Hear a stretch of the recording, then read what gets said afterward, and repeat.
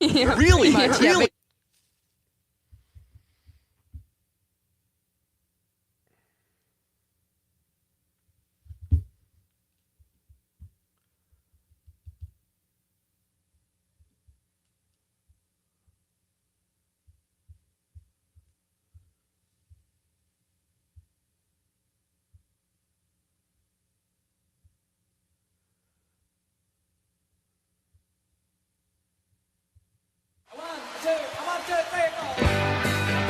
Broadcasting live from the Civic Media Studios in Green Bay, this is Night Light with Pete Schwaba, your inside source on everything entertainment from Wisconsin to Hollywood. Whatever gets you through the night, it's all right. And now, a guy who considers a silver medal a participation award, Pete Schwaba. Welcome to Night Light, ladies and gentlemen. Oh, this is great. It's finally Monday. You have no idea, folks, how long I wait, how long the weekends seem until we can get back in the air here and start talking about things that are truly important in life, like movies and TV, comedy, music, theater, some sports, what's happening in Wisconsin, all this great stuff, bringing some showbiz talk to our local communities as well. It is great to have you with me on this Monday night. I am live from Madison tonight. Always fun to be here at Civic Media headquarters in Madison, following the great Matt Rothschild. And Matt, I'm sharing a mic here. Matt was just here. Aaron Zomers is here. Aaron, am I okay? Matt seems like a pretty hygienic person. Would you say that's accurate? I would say so. Okay. Who knows what's happening when I'm not looking? But from everything I see, you should be good. All right. What do you think, Con? You think I'm okay? I don't know. It's not your usual, your mic cover and your headphones. That's true. Those are the voices, ladies and gentlemen, of Conrad Krieger, who is holding down the fort up in Green Bay at our home court, and Aaron Zomers, who usually sticks around here whenever he can to help out, help me get situated here. So, are you sticking around for a while? At least for a little while. Yeah, Okay. I got some stuff to work on, and You got I plans just tonight? enjoy being here. Yeah, it's fun to have you. You're very in tune with what's like all the movies and TV shows and all that kind of stuff. I think we hit stuff in your wheelhouse quite a bit. I would say so. Yeah, Yeah. there's definitely times when I'm listening, either driving home or other times that I hear something and I'm like, you know what? I should see that movie, or I agree. Yeah, that was good. Or Yeah. I was listening to the great Todd Alba earlier today, and I said I would have texted. Usually when I listen, though, to the other Civic Media shows, I am driving. And I would like to text to be supportive, but I don't know, like, does anybody ever just sit at home and listen to the radio? I joke about that, but I don't think people do that anymore. You can't text safely when you're driving on I think 151. it's definitely less common than listening while driving. Yeah, I would agree with that. Con, how you doing tonight? I'm doing good. Yeah? Did you have a good weekend? I did. I jinxed myself this weekend. How'd you do that? A couple weeks ago, I went golfing without sunscreen, and I didn't get burnt. Okay. And I was like, you know what? Maybe my skin is not as white as I thought it was. And I went golfing yesterday, and I didn't put sunscreen on, and now I am extremely burnt. No, dude, you're looking at like Schwaba fair skin, right? You got darker hair up top, Yeah. but you're kind of, you have a pinkish hue like I do. We got to be careful. The same exact thing happened to me. I was pulling into town yesterday after my wife's family reunion, and we saw a neighbor playing soccer. A little guy, it was his soccer night, and his parents were there. So we pulled over, and I brought bug spray with me because the mosquitoes up in Marinette have been awful. I don't know what happened. They've been great all summer. All of a sudden, we are getting bombarded. Sure enough, I brought bug spray with me. What do you think happened? You got burnt? Yeah, Conrad, I got sunburned. No, not one mosquito. But if I had not brought the bug spray with me, I would have gotten chewed alive, So that's just how it goes. I was thinking of a different way there. But You thought I got a sunburn. Hey, we got a great show for you, folks. A couple really solid Madison dudes on the show tonight. At 6:35, writer, director, and producer John Roach will be here. John is a native Madisonian. That's what they call him, right, Aaron? Madisonian? I think so. It's a very busy word, but I like it. It works. John will be here at 6:35. John made a film called A Road at Night about Howard Moore. Howard is a former UW basketball player and was kind of the spirit of the team when he was here. Even though he didn't put up huge numbers, everybody loved him. He came back to Madison, and I if I recall, it's been a couple months since I've seen the documentary, but begged Bo Ryan to put him on the staff in a coaching position because he had been coaching at other places, and Bo Ryan did, and Howard Moore became a very popular coach as well. Well, there was a terrible drunk driving accident that affected Howard's family and Howard. And John Roach, my guest tonight, who's just a fantastic filmmaker, made a film called A Road at Night. And we'll find out if that is available to stream tonight. It's just a beautiful documentary. John will be here in studio to talk about that. John also was a co-writer on the film The Straight Story, which is a David Lynch film that was shot in Iowa and Wisconsin around 1998, 1999. Richard Farnsworth plays the lead role of a guy who drives a John Deere tractor from Iowa to Wisconsin to see his ailing brother. It's just a great story, and I rewatched it again over the weekend. Sissy Spacek is in it, Harry Dean Stanton. Chris Farley's brothers are in it as brothers. They had kind of a funny scene with Richard Farnsworth, and John wrote that film with Mary Sweeney, who also edited the film for David Lynch. So we'll talk to John about that. And then I'm just going to tease this. John created a show in the 80s when he was still producing TV in Chicago that was just great. And I'll tell you all about that when he was here too. But it's a great show involving sports, and he's just a multi-talented guy. So John will be here at 6:35 in the studio. And then at 7:20, my pal Rocker will be here. Rocker, as many of you know, filled in for Terry Barr over the last few weeks, not the last couple weeks, but when Terry was on vacation for Bar Band Friday night. Rocker knows more about Wisconsin music than all of us combined. And when I say all of us, I mean me, Aaron Zommers, and Conrad Krieger. Would you accept that, Aaron? You okay with that criticism that you don't know that much about Wisconsin music? I don't want to put you on the spot. I would agree. I would say that Wisconsin music especially, I think you'd be hard-pressed to find anybody who knows more. Yeah. I think Rocker and Terry Barr together, Right, especially yes. because Conrad's mostly a sports guy. Yeah. And I would say it's safe to say Conrad does not know a ton about Wisconsin music. Yeah, that's correct. I'm not trying to insult you guys here together, but since there's two of you here, just I a think it's just the fact. I just saw Sage too. He gave me a wave on the way out, and then he doubled back for some candy. I don't know if I should out the CEO like that and say, Well, you already did. He just got caught with his hand in the candy jar. Have a safe trip home, Sage. So great show tonight and a lot of fun. I think before we go on, I want to talk about this family reunion a little bit. But I think before I do that, we should get to our Nightlight question of the night. Let's talk about the question. Okay, question. Question. Question. Pregunta. Question. Question. Hey, I have a question. Questions? This question. Domanda. Question. Question. Questions. We got a good one tonight, folks. It's National Junk Food Day. What junk food can you not say no to? It's a double negative. Did I get that right? Make sure I'm asking the right question. What junk food can you not say no to? I guess I'll go first because there's so many that I find. Chips are tough for me to say no to. I eat chips.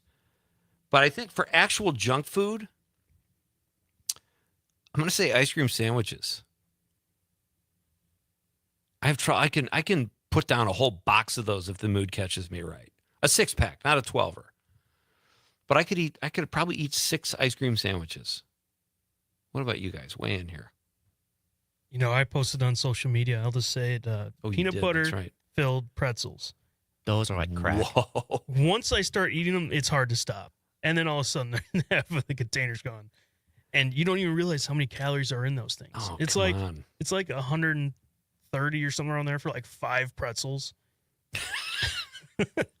5 pretzels you doesn't do anything for you. Exactly. So it's really easy to keep eating those. What about you, A-Train? I Mr. feel like Aaron Zommers. I do love ice cream. I love it a lot. I do too. And so I try not to buy it. But also just pretty much any salty snack. You got pretzels, you got potato chips, those peanut butter filled pretzels, definitely. I am a snacker. I am guilty as charged. I can't help myself around the salty snacks or the ice cream. So where are you at on sea salt caramels? Oh, beautiful. Forget it. Wonderful. Yeah. Amazing. I will shove like 4 of those in my mouth just to get that crazy salty chocolate sensation, which is amazing. And here's the thing about like peanut butter filled pretzels. On paper, I don't like those.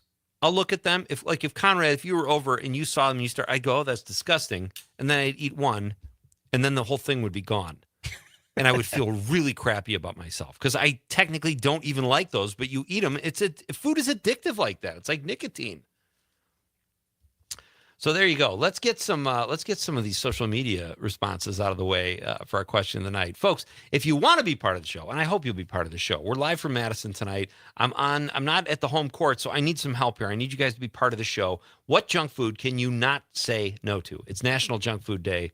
That's tonight's question of the night. You can let us know at 855-752-4842 or 855-75-CIVIC. Whatever is easiest for you to remember. Also, let us know on the app. Very easy to use. Most of you probably have it, but if you don't, you can download it. And Nightlight is on statewide. So you just click on whatever station you're listening to and fire away. Also, you can text us on the stream. We get tons of comments on the stream every night. That's fun too. And that's Facebook, Twitter, and YouTube. Either way, however you join the show, it's great to have you. So let us know what your favorite junk food is and the junk food you can't say no to. Monica Hale says, anything free. Which is why I am currently on a really strict 60-day weight loss program. It was tough, even giving the free Mounds candy bar to my sister. The diet also involves fasting. I thought you were nuts when you said it was a good thing. She's talking to me, Conrad. She says, but I'm halfway through, and fasting isn't the hardest part. Well, I hope it's helping, Monica, because fasting is not as difficult as people think it will be. Especially if you eat like a prisoner of war refugee right when you come off said fast, which I don't recommend either. But it's not that tough, and there are a lot of health benefits. So I'm glad you're doing okay with that, and I wish you luck on your program. And thank you for the text, Conrad. Of course, peanut butter filled pretzels. I said ice cream sandwiches. Jody Hinman on the social media says caramel corn. That's a tough one too. Man, I could chow caramel corn like there's no tomorrow. Thank you, Jody. Paula Krieger, Conrad's mom, checks in. She says chips and dip. I'm with you there, Paula. Especially if it's like guacamole. Forget it. I could polish off so much guacamole with a great nacho chip. I should have probably said, what junk food can you say no to? Because a lot of these are making me hungry. Conrad's mom also says, from Conrad's dad, any kind of Little Debbie snacks, nutty bars, brownies, little cakes, and all the holiday-themed desserts, a must for all ages. Not going to argue with Conrad's parents. I learned that the hard way. Amanda Nimmer, I hope she's enjoying her time off as best she can. Amanda says, popcorn, especially theater popcorn. Conrad, do you remember I said that last week? Theater popcorn, I don't really even like, but if I take one handful, the whole bag is gone. It's game over. It's game over. And it's the same with the peanut butter pretzels.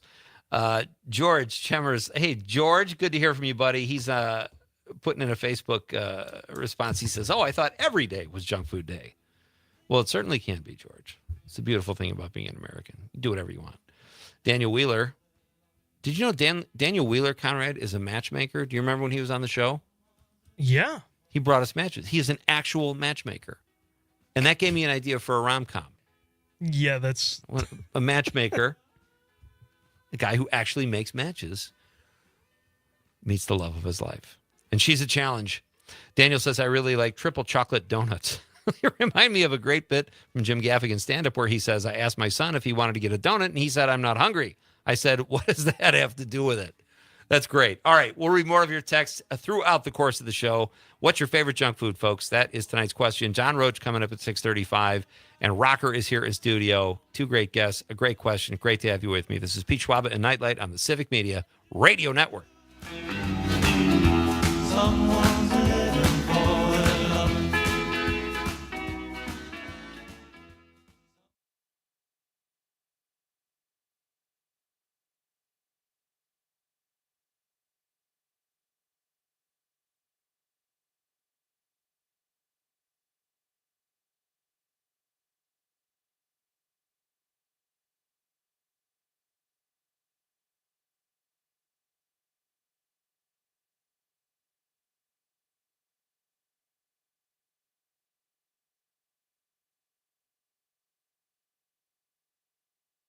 Only at Total Wine and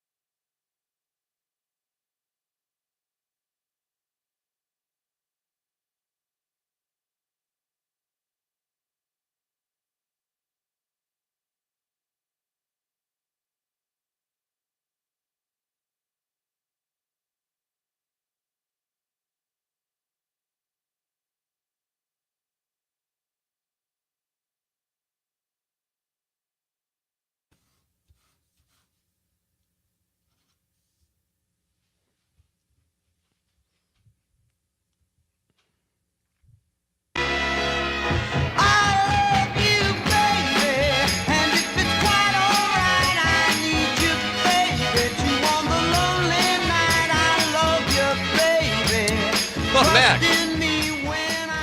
This is Pete Schwaba coming to you live with Nite Lite on a beautiful night in downtown Madison, our beautiful state capital. Great to be here at Civic Media headquarters tonight. Conrad is holding up the fort, down the fort, or up the fort? What are you doing there, down. Conrad? I'm holding down the fort. Okay. And Aaron Zomer is a shout out, hanging around. He of Todd Alba fame. Always fun to connect with Aaron, who sticks around and is part of Nite Lite, which is always fun. Our question of the night, folks, I'm just going to say it differently. It's National Junk Food Day. What is your favorite junk food? What is the junk food you can't say no to? Boris Hamilton, my old pal Boris, says McDonald's hash browns. Oh, that's one I never would have thought of. It's a great answer, though. Thank you, Boris.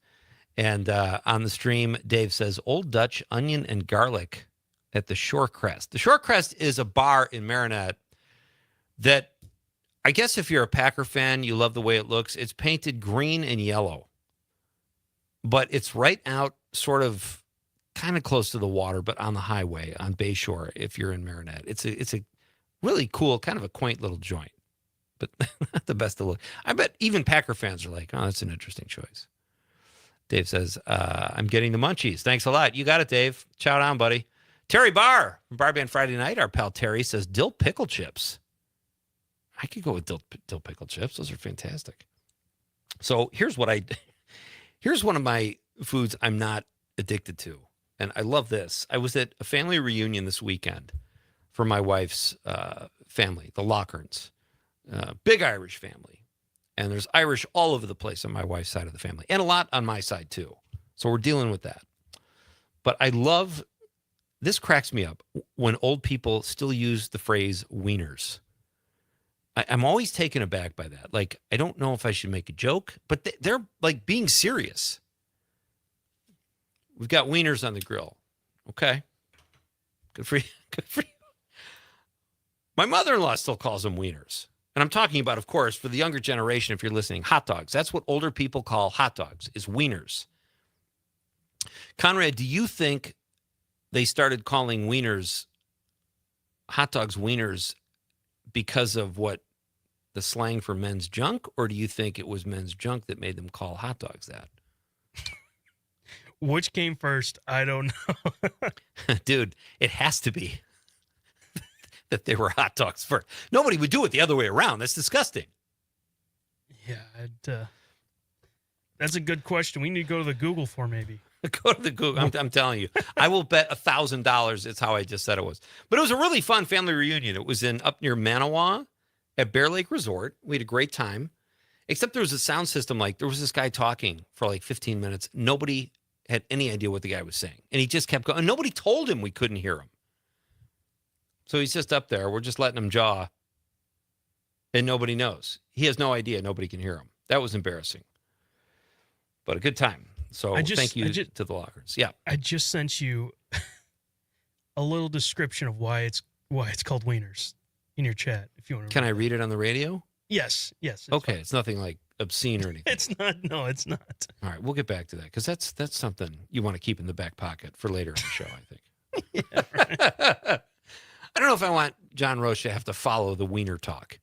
This is like this great guest I have. Yeah. I don't want to have to follow that. Hey, we got a text from Matt Rothschild from the 608. You just heard Matt. He says blue corn chips on their own.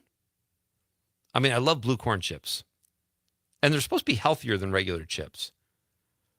But I think I need some guacamole or some good salsa or something. Thank you, Matt. It was good seeing you again. Drive safely. Hands at 10 and 2. Tom from New Berlin says theater popcorn is like chips and dip. You eat unabated, keep shoving. I think Tom made himself hungry with his own text there. He kind of trailed off like he was going to the kitchen cabinets. Barb from Waukesha says, Oscar Mayer Wiener, the fun jingle. It is, Barb, but it's a weird thing. I mean, just tell me what it said, Conrad. I can't read something when I'm on the air like that. What did it say? What's the gist of it? All right, so it says Wiener is derived from the German word for Vienna, Wien, Okay. where the sausage was popularized. All right, that's not like obscene or anything. No, it was called that first, and then men made an association with it and said, "Oh, I'm going to call this a wiener too."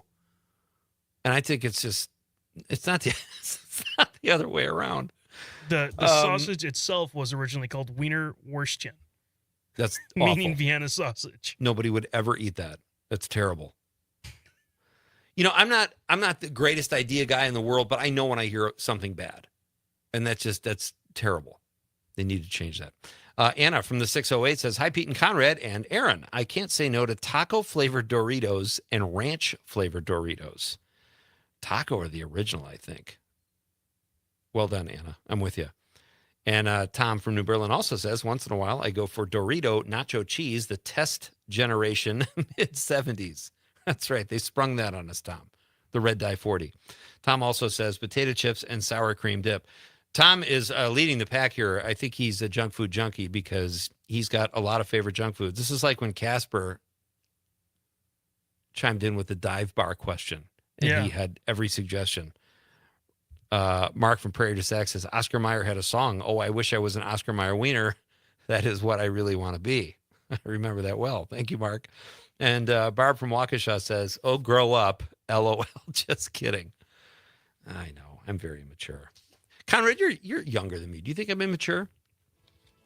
You know, Okay. just a little bit. Just That was a long pause. You had to think about that one. I was going to ask Aaron next. So, all right, we've got great fun on the show tonight, folks. Rocker is here at 7:20. We're going to be talking about the Atwood Music Festival.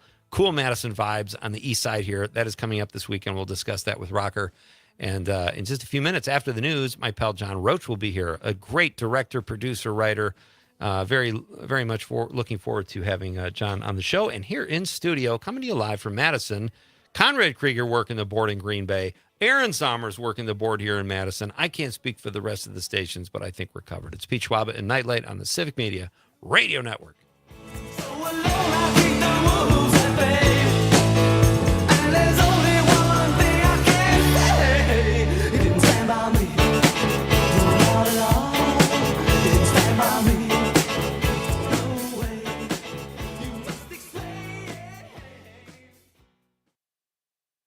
Here, this is you as was for a tailgate.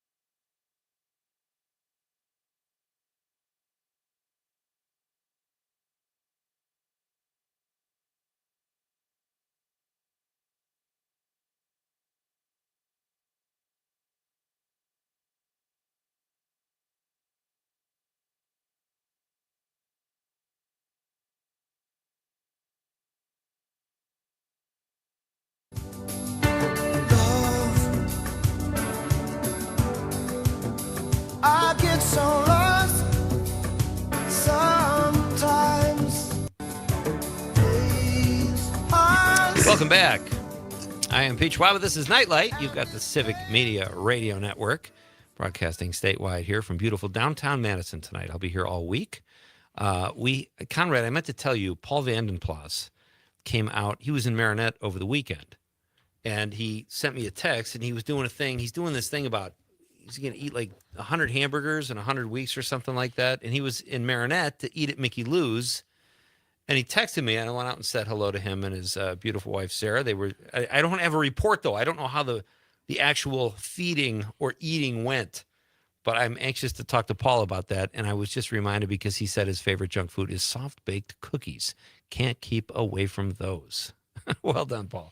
We'll talk soon. It was great to see you the other day. Right now, I'm very excited to welcome my first guest of the show. He is an action... I've used the term Renaissance man here and there, but you're kind of a show business Renaissance man. My guest is John Roach. He joins me here in the studio. He is the co-writer of the film The Straight Story, the David Lynch film. He wrote another show, created another show back in the 80s we're going to talk about that I absolutely loved. But first, we're going to kick off with a movie he made that actually absolutely knocked my socks off. It was a documentary about Howard Moore, UW staple. He was a UW Madison basketball player and coach, and was the victim, he and his family, of a terrible car crash. And John made a documentary about that. We'll talk about all that stuff, John.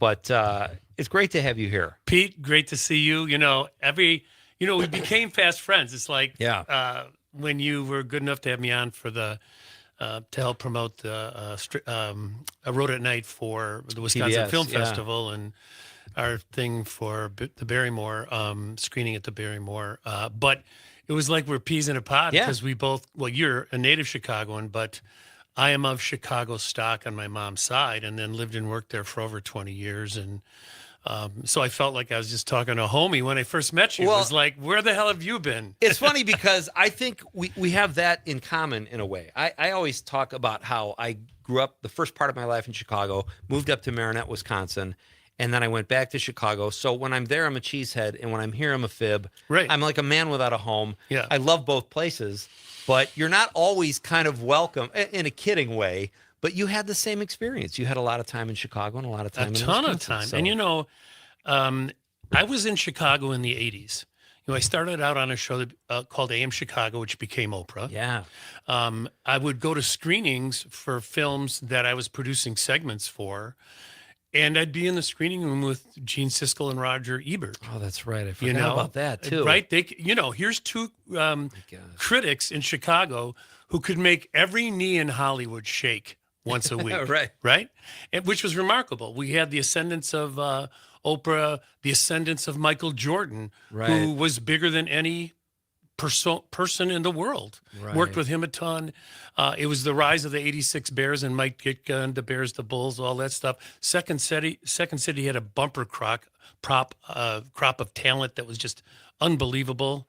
And, David Marinus, a great Madisonian. Great writer, He wrote the biography of Barack Obama, Clinton, and too, his right? lead two paragraphs were all about there was no more interesting city in the world than Chicago in the 80s. If you thought about it, you know.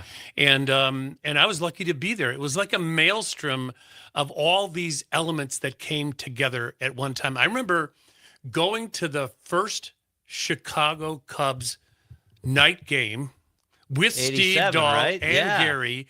The first one got rained out, so we repaired to the Billy Goat, and I went in to use the men's facilities because there was a little beer involved throughout the night. Sure. And to my right is Bill Veeck, and to my left is Mike Royko. Oh, my And it's like, how do you write that stuff?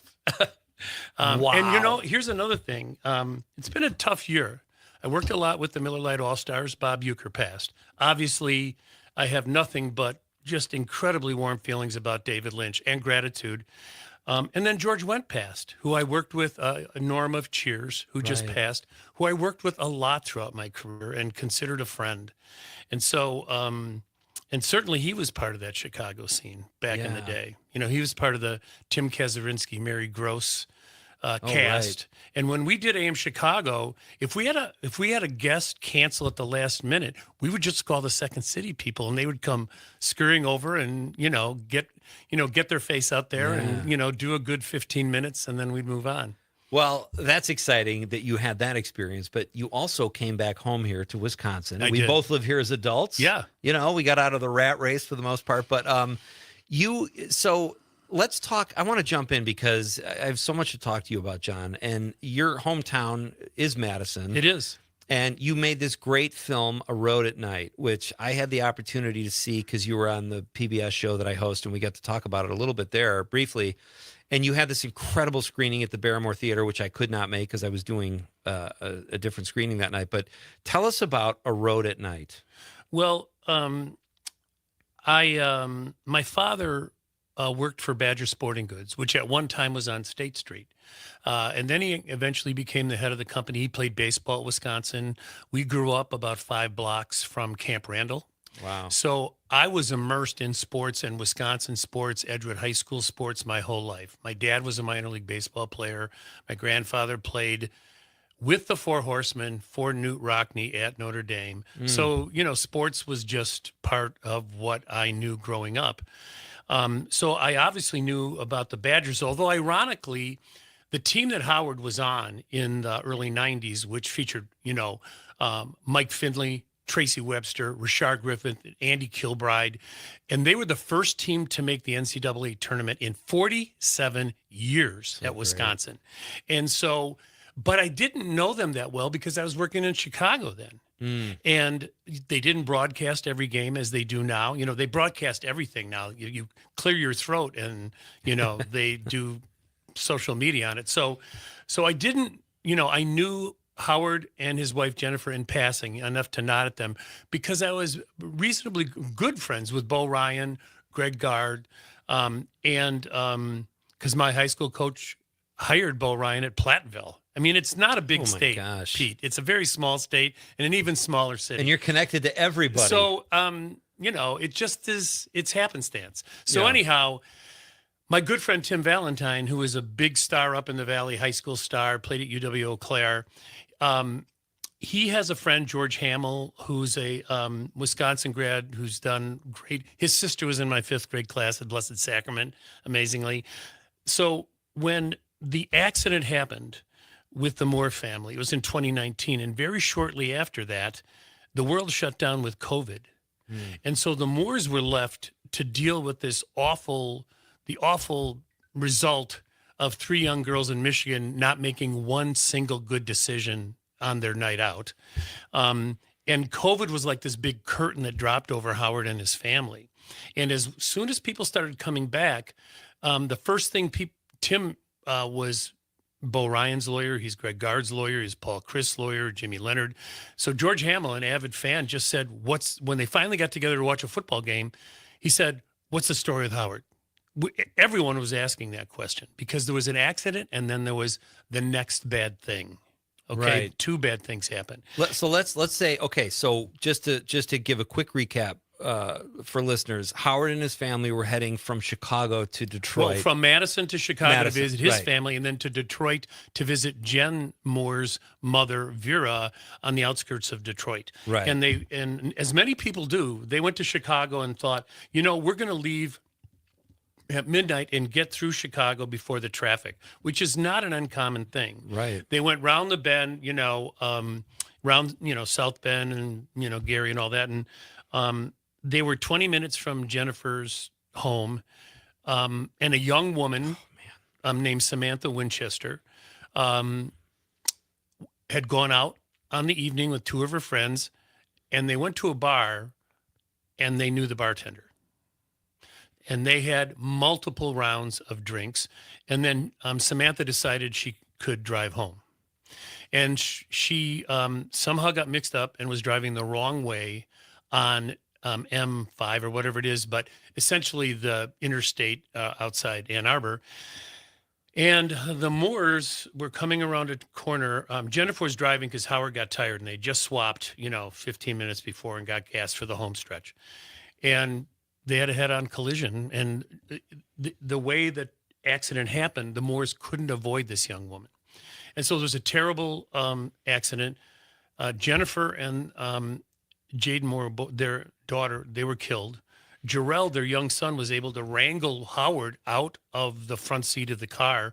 Jen was on fire on the highway, and it was horrific, just horrific.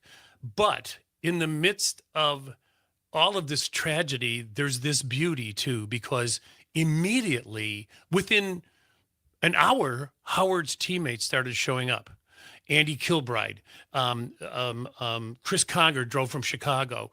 Then Stan Van Gundy turned his car around. He was driving his son to college, went right to Ann Arbor to the hospital.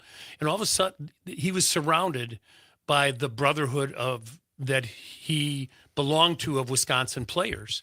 And it's a lot about the bonds of teammates too. It's like if you've played big time sports in the crucible in these big arenas, you're 18, 19 years old and you're subjected to public scrutiny that most 18, 19-year-olds aren't. And that draws you together. And it's like serving in the same unit in the military, right? Right. And they're friends for life.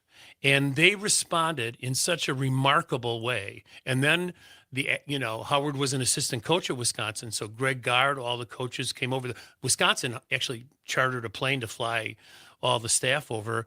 And there was just this outpouring of love. Then Howard gets back to Madison 3 months later, and he had third-degree burns over the upper third of his body. And as sometimes happens with burn victims, he threw a clot and had a heart attack, a serious heart attack. Later, though, right? About 6 to 8 weeks later, he was recuperating at home. Jarrell was fine. Howard was ambulatory, verbal. He was healing. And then he had this terrible heart attack, and now he's nonverbal and non-ambulatory. And it's brutal because here was a huge, beautiful, great athlete and one of the most valuable guys you'll ever meet. He lit up the room. He and Jen were beloved in the community, and now he can't walk or talk. That's the voice of John Roach. He is my guest here on Nightlight in studio here, live from Madison tonight. We're talking about his amazing documentary, A Road at Night, and the story of the Moore family and their horrible accident. So the film is so great, John. Like, what I love about it is it's kind of two different stories. My brother went to UW. I never did. I've never lived in Madison. Poor you. But I know, right? But I did stand up here for years, and I just always loved it. And watching your documentary, there's a scene you have where the son, Jarrell, says to Stan Van Gundy, who I think was Howard's coach years ago. He was an assistant coach under Stu Jackson, then head coach for 1 year. And and his son is saying, "Coach, I couldn't save my sister." I lost it. The fact that he called him coach, a guy who he probably doesn't know nearly as, it's just a community. Like this film makes you feel so good about UW sports, UW Madison, any connection you have, but then there's this tragic element to it too. We'll get into that. John is here. We're talking about his film. Then we're going to talk about The Straight Story, a film he made with David Lynch years ago too. But we're having some fun on that. And Mary Sweeney. Believe me, I was going to mention her too. So we're coming back after this very short break. It's Pete Schwaba and Nightlight on the Civic Media Radio Network.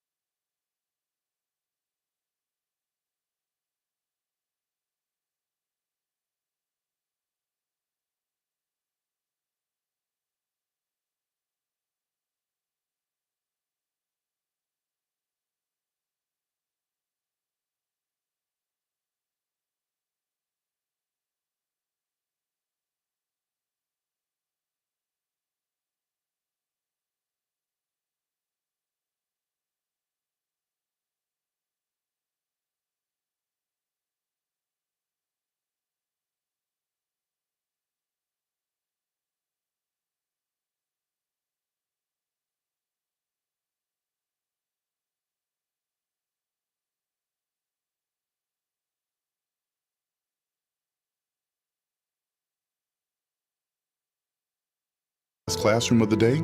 Because they teach students important life lessons like teamwork, accountability, and perseverance. School sports are so much more than a game. They're about developing the whole person. That's why they're an essential part of every student's education. Encourage your student to participate in the last classroom of the day. Interscholastic sports in Wisconsin. This message presented by the WIAA and the Wisconsin Athletic Directors Association.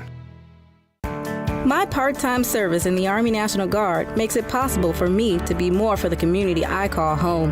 My training helps me at work when I lead by example. My service in the Army National Guard allows me to keep my community and those I care about safe from threats. Learn more about how you too can live and serve part-time close to home by visiting NationalGuard.com. Sponsored by the Wisconsin Army National Guard, aired by the Wisconsin Broadcasters Association and this station. My name is DeMar Hamlin.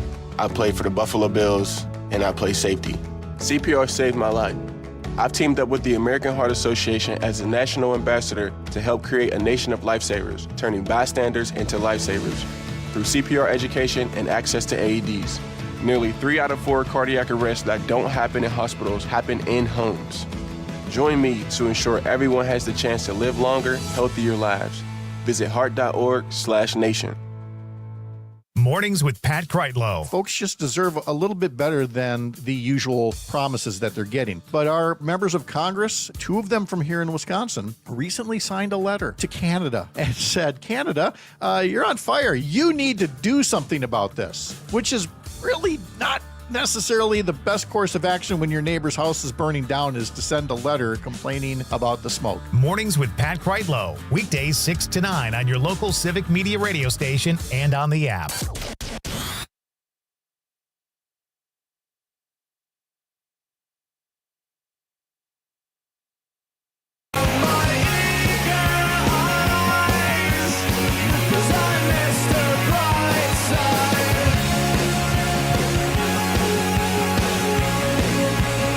Welcome back to Nightlight, folks. Great to have you with me on this Monday night. Broadcasting from beautiful downtown Madison, our state's capital. Our question of the night, if you want to get in on the fun, is what is your favorite junk food? It is National Junk Food Day. Bridget from the 818 says chips and dip. I can't resist. That is the age-old. Nobody can resist chips and dip. John Roach, do you have a favorite junk food?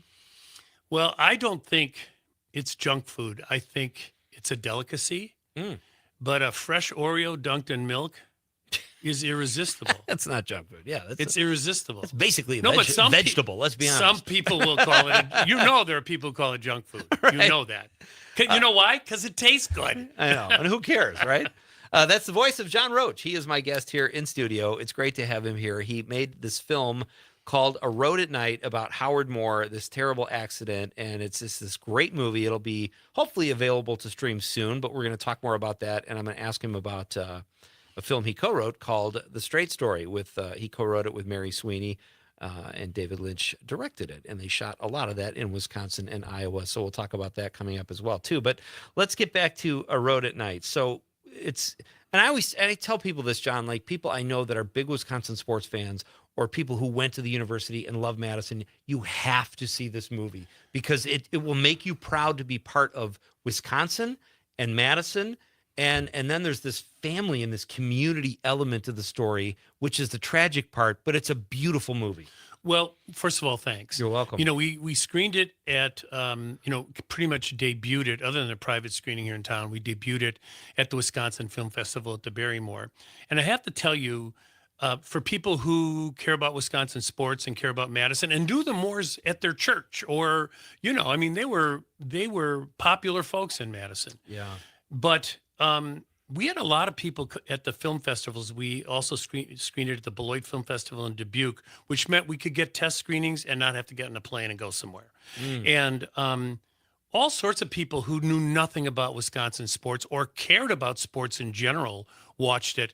It's shocking, but we had a lot of people at the screenings whose families were affected by drunk drivers. Oh, wow. I mean, in Dubuque, a woman walked up and said, "Thank you for making this film. My oldest sister was killed with 4 other seniors in high school when I was in 5th grade, and my parents were never the same." And you say that. You say it's not a movie. It's not a sports movie or movie, but it's about drunk driving. Well, I'll tell you, that's a great question. So basketball is the stage upon which the story plays out, but it's not a basketball movie, I don't think. Right. I don't know No. if you, and it is about drunk, but here's, I think we've just had 2 Hollywood production companies do our trailer and our poster, because we're trying to act like it's a real movie. Yeah. And I got into a deep discussion with the guys doing the trailer, and I said, for the longest time, I've said it's first of all, it's a crime doc. The woman who hit them committed vehicular homicide, but I said it's not even a drunk driving movie. It's about there, but for the grace of God go I. It's about the awful randomness of life, because the Moores were doing everything right. And yet still, the fates completely messed with them in the most tragic of ways. And I also had a lot of people who just go, I'm going to go home and hug my wife and kids, The other thing I have to say is there are inspiring, it is a heavy topic and there's no dodging it, right? But there's so many moments of inspiration in it for me that, you're moved. Doing the film and cutting the film, you're a pro, you have some objectivity, you've done a lot of content before.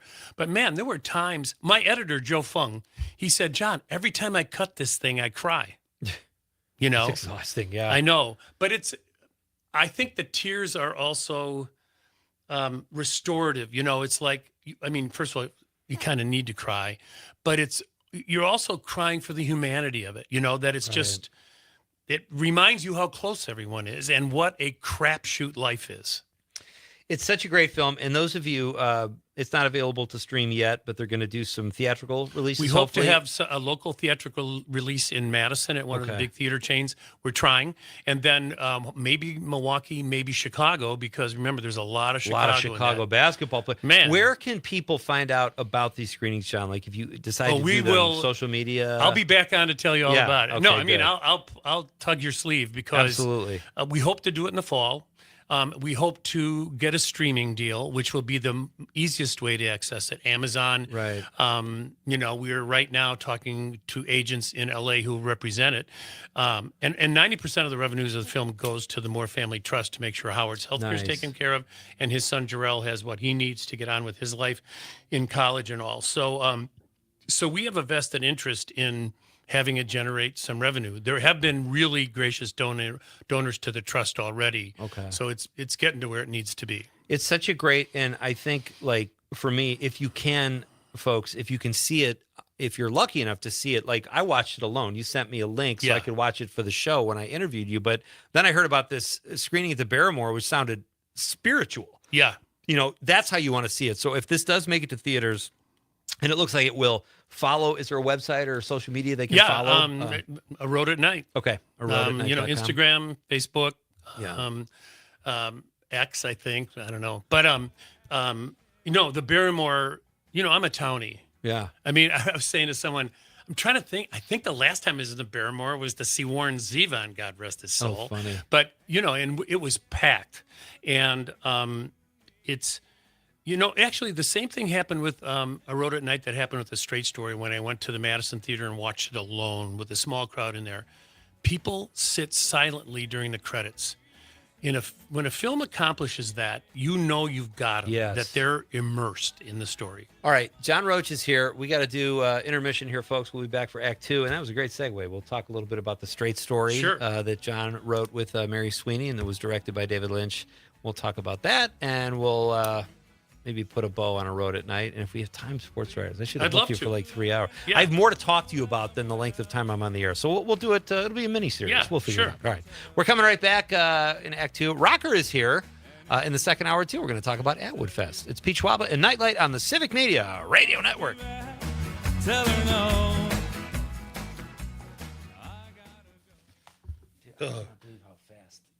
Yeah, I know.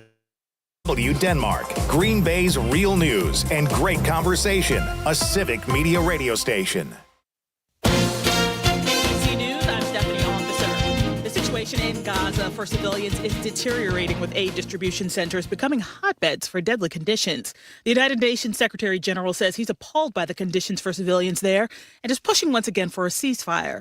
Meanwhile, 134 Palestinians have been killed in the last 24 hours, according to the Hamas-run Ministry of Health, due to Israeli attacks. ABC's Dia Ostaz. The famine and the hunger increase sharply and intensively between the people on the ground. I witnessed persons and people collapsing in the streets because the lack of food and because the hunger, and it's put the people at risk to head into very dangerous places to get food.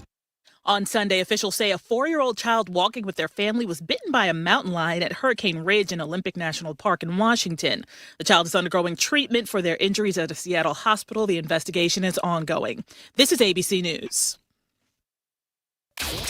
Local news, weather, and sports on air and streaming on the Civic Media app. This is the Civic Media Radio Network.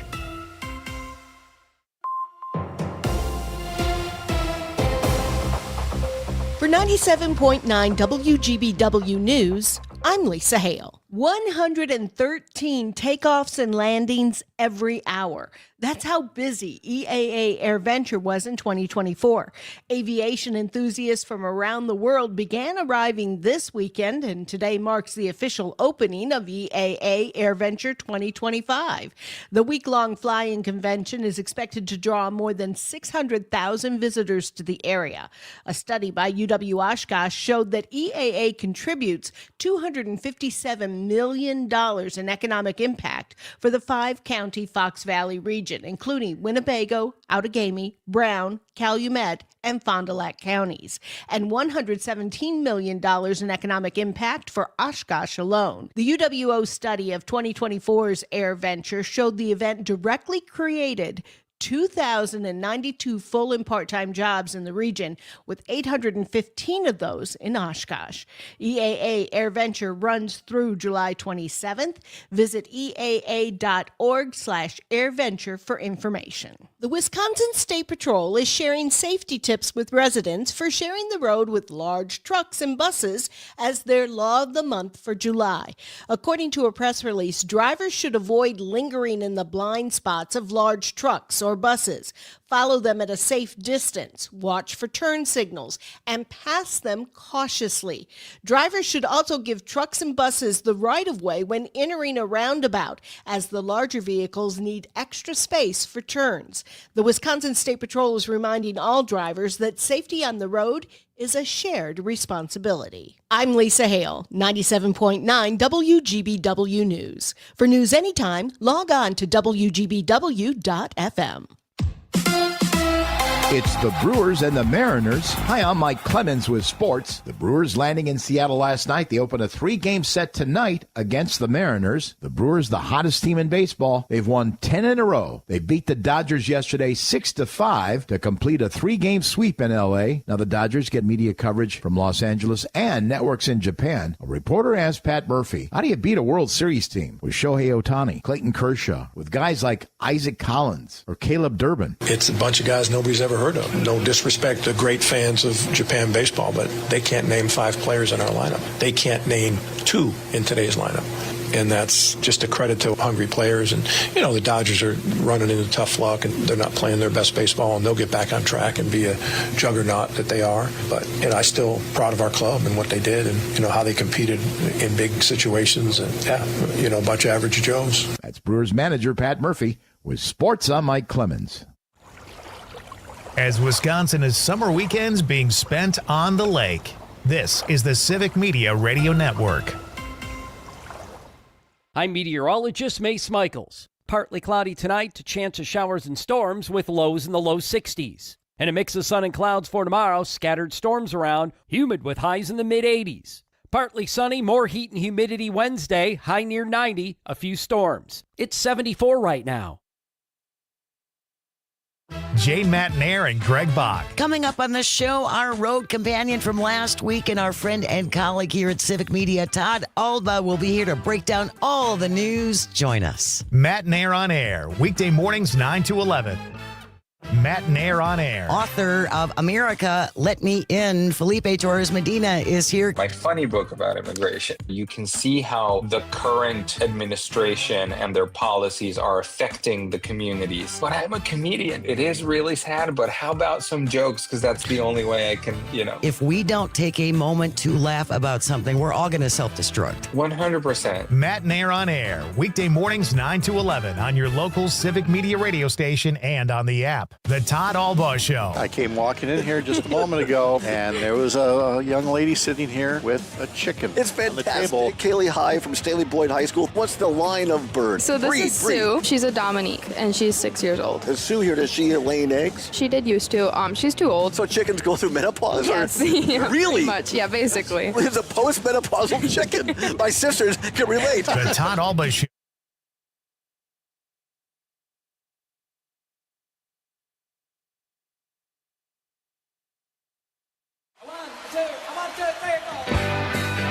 Broadcasting live from the Civic Media Studios in Green Bay, this is Night Light with Pete Schwaba, your inside source on everything entertainment from Wisconsin to Hollywood. Whatever gets you through the night, it's alright, it's alright. And now, a guy who thinks outside the box and hates cliches, Pete Schwaba. Welcome back. This is Night Light, ladies and gentlemen. I am Pete Schwaba. Great to have you with me on this Monday night as we kick off Act 2 here. If you missed the first hour, my guest, and is still my guest, John Roach, is here. We talked about his movie A Road at Night, a great watch. We'll get back into that in just a second. Our question of the night is, what is your favorite junk food? It is National Junk Food Day, and we are asking people to share with us the food you cannot say no to, even though you know that you should. We've had some great answers. So be part of the show and chime in and let us know what your favorite junk food is. I will be here in Madison all week, folks, live from Civic Media headquarters here. Conrad is holding down the fort back in Green Bay. And in the second hour here, in just a few minutes, we'll have Rocker from Max Inc. Radio, the award-winning Max Inc. Radio. Will be here in studio. We'll be talking about Atwood Fest, which takes place this weekend on the East Side. Good food, great music, and some cool East Side vibes. We'll talk to Rocker in just a bit. Right now, I'm excited to get back into my interview here with John Roach. He's a producer, a writer, and a director. His film, A Road at Night, we just talked at length about, although not enough about, and we're going to jump into some talk about a film he wrote called The Straight Story. He co-wrote it with Mary Sweeney, and David Lynch directed it. So what a thrill that must have been, John. It was tremendous. I always say the adage is be nice to the girl who sits next to you at Catholic grade school, because in the very early goings, Mary was the moving force, Yeah. And as someone who, wrote a lot, to write a screenplay with an editor, that is a really good idea. Because Mary had the understanding of structure. I mean, she's a good writer too, but she had the understanding of structure and flow and when to let it breathe. And we wrote the first draft, the first scene outline in the first draft in Mary and David's compound in the Hollywood Hills. And I would get up in the morning, and, I was on Midwest time, and I get up early in the Midwest. So I was up at 4:30 having coffee at the Sunset Marquee while all the vampires were coming in off of Sunset. And then I'd get up to Mary's place, at 8-ish, I don't know. And then we would write all day. And the great thing about writing in David Lynch's artistic compound is there's always good coffee available. And, we were just jamming on coffee, and I think we wrote for 8 days straight. And we did a survey of Iowa prior to that. We had notes and research and all. And it was just, it was as great an artistic experience as you could have as some guy from Wisconsin. We premiered at Cannes. My wife and I walked up the red steps. Oh my gosh. And it was a joy to see David work. He just brought out the best in everyone, Mary and myself included. I can't even imagine. All right, so The Straight Story, for those of you who don't know, before I knew it was about a person named Straight, I used to call it The Straight Story or The Straight Story. Once I knew it was about Richard Farnsworth character, Alvin Straight, it's The Straight Story. Right, so that is the correct pronunciation. Yeah, so it's this great movie that was shot in Iowa and Wisconsin around 1999. If you haven't seen it, Richard Farnsworth plays the lead. actor who drives a tractor from Iowa because he doesn't have a driver's license to Wisconsin to visit his ailing brother. Just this movie, he was Oscar nominated. He was nominated for Best Actor. Yeah. He lost to Kevin Spacey for American Beauty. God, I bet people would love a redo on that one. Oh, I God. know, yeah. He did win Best Actor for the Independent Spirit Awards, though, so that was nice. And he was nominated for the Golden Globes, too, if I remember correctly. Yeah. So this movie is packed with charm and heart and great acting. Sissy Spacek is in it. Harry Dean Stanton, Chris Farley's brothers. I didn't Kevin catch and that Johnny, the first time. yeah. I was like, Farley, wait a minute.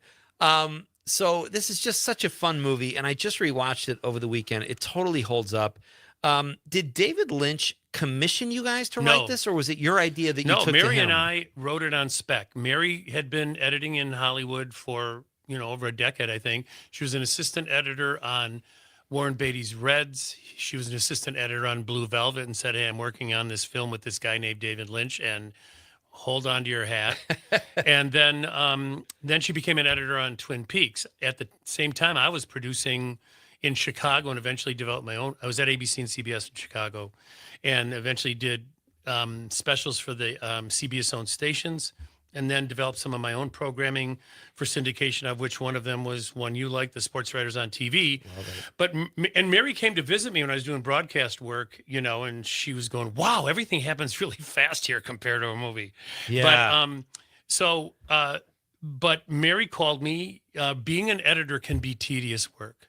And I think Mary wanted, she wanted a broader stance. She wanted a broader skill set. So she said, do you want to write a screenplay with me? And I said, of course. Yeah, why not? And I had dabbled in it prior. But you're this producer of TV in Chicago. Right. Were you guys that good of friends where she just knew you'd be a sharp writer in a totally different medium? Well, or we had were you done some of that? it was strange because we were friends, in a time where, boys and girls didn't always have friendships. Yeah. The guys ran, but also our families were friends for generations. Okay. So we, my dad knew her dad, and I played ball with her brothers in high school. So you know what? We're both townies. We were both townies in Madison. And again, West Side Irish Catholic, everyone knew each other, Okay.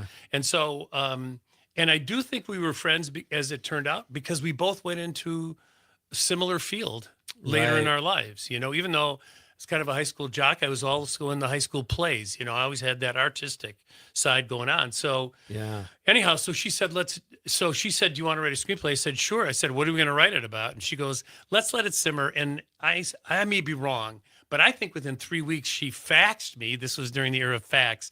The internet was just starting to get its legs underneath it. This story in the Washington Post, New York Times, about this old man riding his lawnmower across Iowa to see his brother. And I drove out to his endpoint, and just kind of soaked up the vibes. And I said, Mary, yeah. And both Mary and I, when you grew up in Wisconsin, when we did, you're literally 5 minutes from a farm field. Right. And so that rural lifestyle and those rural people, Mary's dad, Vince, was one of 3 or 4 Irish brothers who grew up on a farm in Oregon, the city of Oregon outside of Madison. Okay.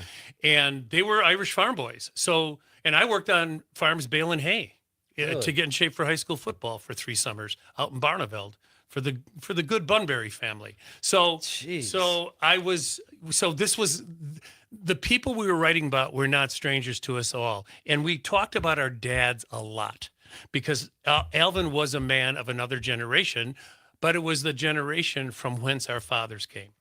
John Roach is my guest. He is the co-writer of The Straight Story that he wrote with his pal Mary Sweeney, very talented editor, producer, and writer, and was directed by David Lynch. It's a must-see, folks. Everybody is looking for content to watch, and this film came out in '99. It holds up. I just watched it. Two things I have that really I just love about the film, and it's a younger person that Alvin encounters on his journey from Iowa to Wisconsin on a John Deere tractor. Says riding more. Yes. He says, what's the worst thing about being old? And Alvin, I'm paraphrasing, says that I can remember when I was young. The worst thing about getting old is remembering when you were young. That is so And resonant. I had that line, and I have a cabin up in the North Woods, outside of Minocqua. And I had this vivid dream. I mean, we both wrote, we both wrote the screenplay, but I remember the feeling of that line.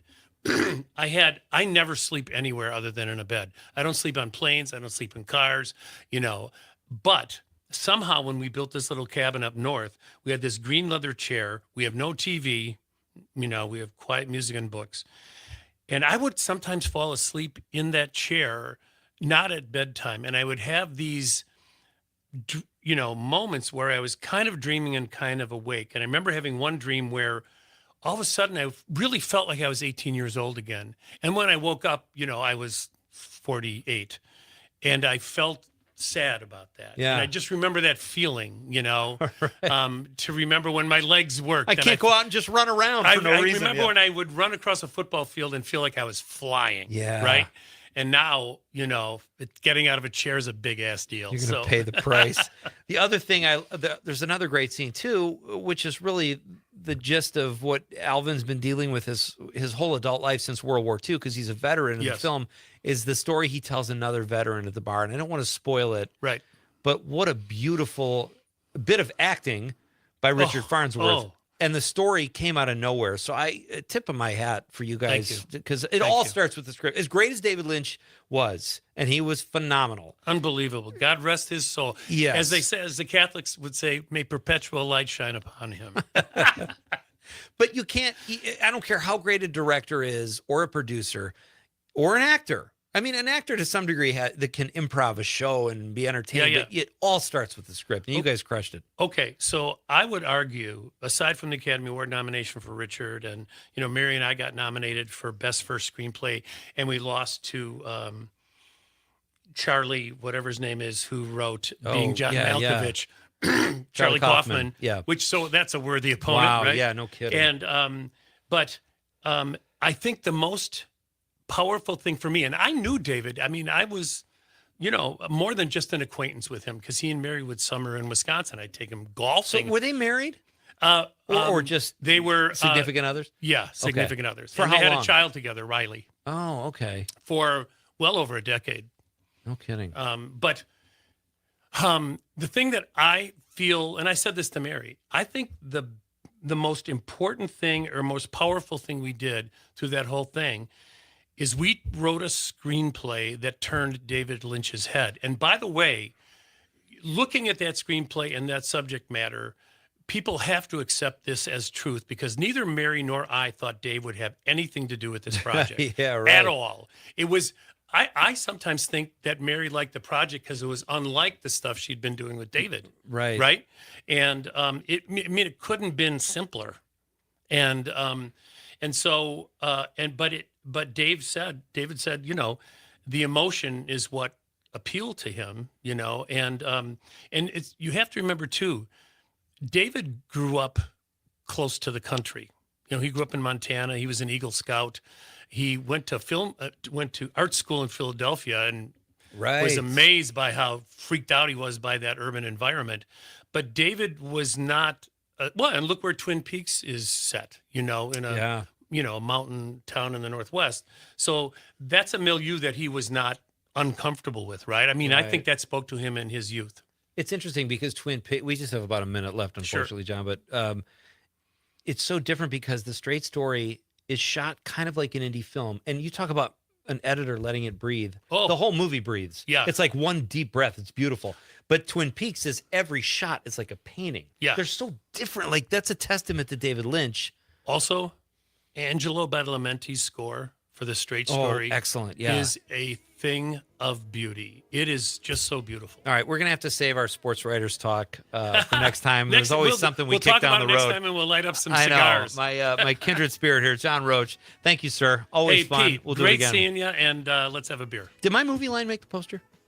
Yes. All right. I'm very excited about that. All right. John Roach, he'll be back, folks. I almost said round of applause, but it's just Rocker here. And even if he clapped for you, we wouldn't hear him through the glass. But and keep us posted about A Road at Night, too. We'll do All it right, for fantastic. sure. Rocker is coming up next, folks. We're going to talk at Woodfest. Don't go anywhere and send us your texts. It's Pete Schwaba and Nightlight on the Civic Media Radio Network.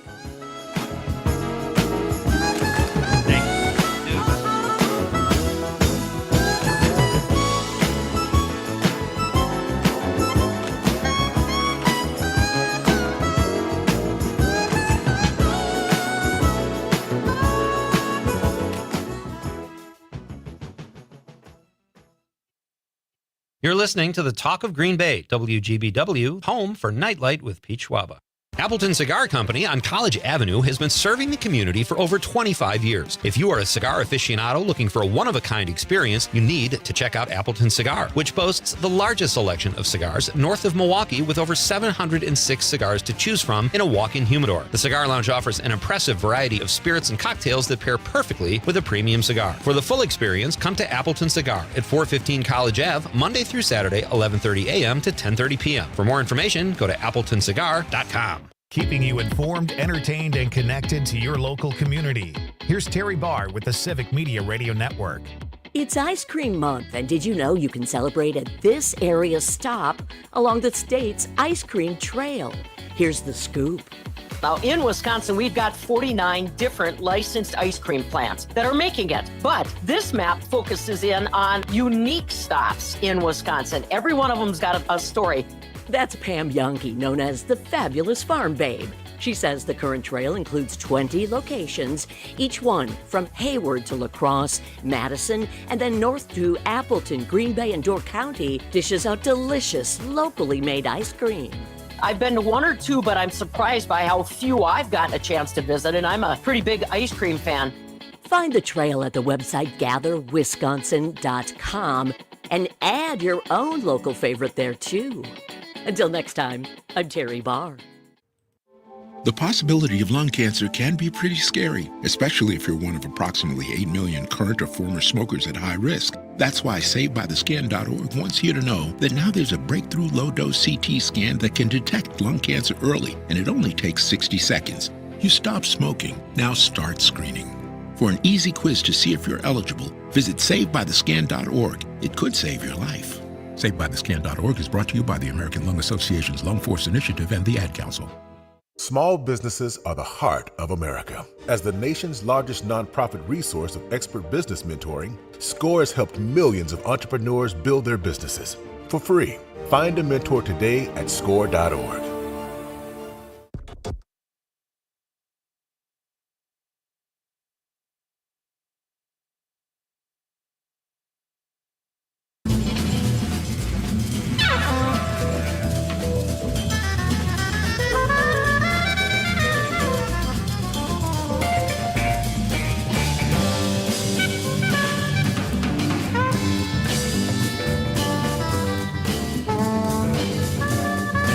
Jamming through a Monday night here, live from downtown Madison. Our question of the night is what is your favorite junk food? It's National Junk Food Day. Anna from Madison, I wish I had seen this, from the 608 says, John Roach is always a great guest. I miss his back page column he wrote from Madison Magazine for many years. Thank you, Anna. Thank you for listening. And yeah, John is a multi-talented guy, to say the least. John Murray in Madison says, Neapolitan ice cream sandwiches. 4 at a time. Okay, 4 in a row. Wrappers are always a hassle. It's like I'm reading my own text here. I totally agree with you, John. You get the cookie part on your fingers and you can't get the wrapper off, but they are delicious. John says, shredded paper teas. Well done. Our pal Chris Casper says, ripple chips and cottage cheese. That is not one I was expecting to hear. Cottage cheese. Cottage cheese actually is kind of good for you, right? I don't know. Thank you, Chris. And Steady Eddie from the 608 says, Pete, I saw the Straight Story when it first came out. Thanks and congratulations to John Roach and all who were involved in making it. Favorite junk food, pint of vanilla ice cream with a side of potato chips. Conrad, have you ever heard of that? You know, I've heard more of like ice cream with French fries. Yes, I've heard of that too. I don't get the potato chip thing is weird. I guess that's kind of the same thing, just not potato. How you like French your potato, fries. I guess. Yeah. Monica from Mount Horeb says, I believe you're on State Street. Anytime I go to the Overture Center, I go to Kilwins across the street and get a sea salt caramel covered Oreo. You might be tempted to sell a family member for them. They're delicious. Monica, I don't know if that means you're not close with your family or they're just that good, but either way. Thank you for the text. Rosemary from Hey, Rocker, do you know how to say this? Oliva? Does that sound familiar? No. Elva? Elvium? Elva. Oliva. Elva. I don't know. She says, Pete, About 10 miles east of Hayward off Highway 77 is a Farnsworth Lake and Farnsworth Road or Drive. Coincidence for your movie? That's a great question. And again, I wish I would have seen that when John was here. We could have asked John that. But and then earlier we got a text from, I didn't want to miss this one. Helen from Wanakee says, we were talking about wieners before and how people refer to hot dogs as wieners. She says, old story about two nuns coming here from their old country. They stopped in New York and wanted to get some street food, so they got two hot dogs. The one opened hers and said, sister, check out what part of the dog you got. Conrad, can we read that on the radio? Seemed a little obscene. Thank you for the text. All right. It is my pleasure now. We're going to pivot to some music talk here. There's this great festival here in Madison every year, the Atwood Music Festival. And I have the creator and the organizer and the all things Atwood Music Festival here in the studio.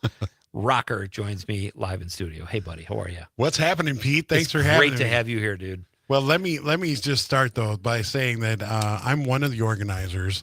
There are a whole bunch of Takes people a village, yeah. who put that on, right? But my main thing is that I'm from the stages back. So stages, artists, booking, stage management, MC, that's me.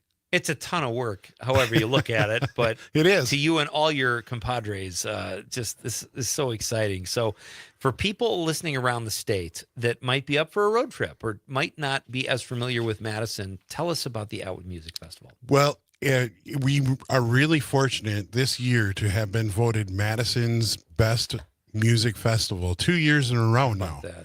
And so the Atwood Summerfest was originally called, started up in the early 80s. And it was just a small kind of block party, close off Atwood Avenue. Yeah. And they've been doing it for a long time. And in 2000, it got rained out. And after that rain out, they missed another year.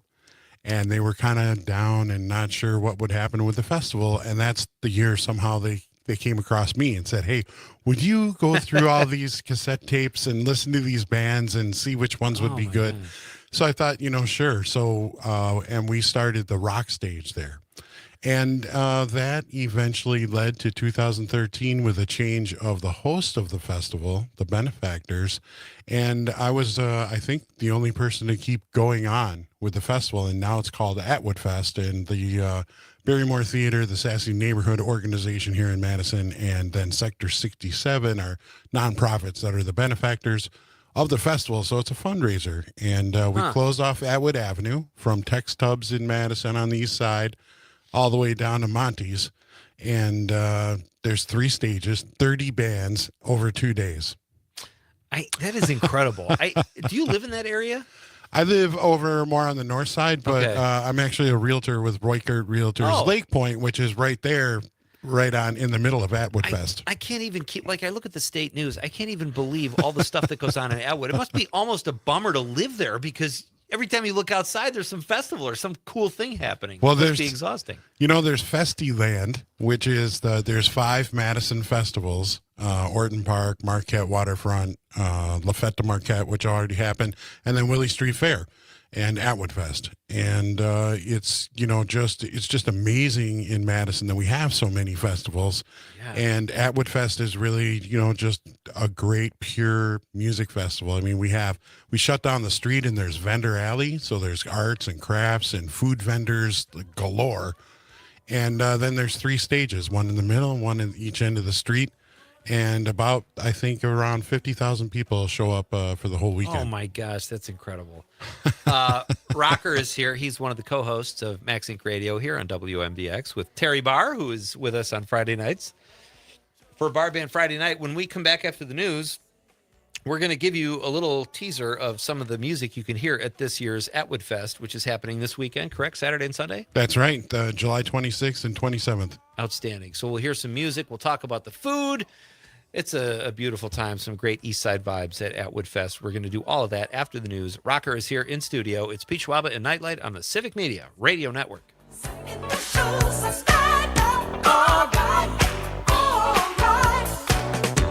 me tell you what you can do with my love.